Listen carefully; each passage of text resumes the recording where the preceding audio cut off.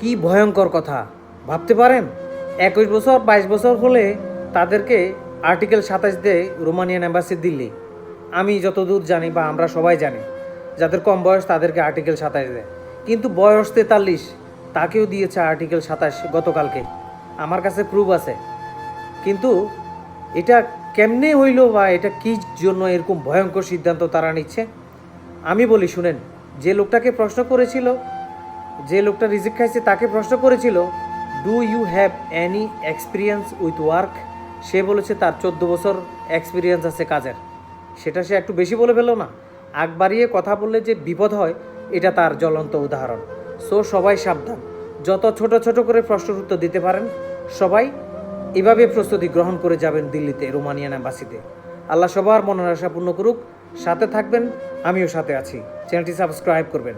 ধন্যবাদ সবাইকে। আসসালামু আলাইকুম।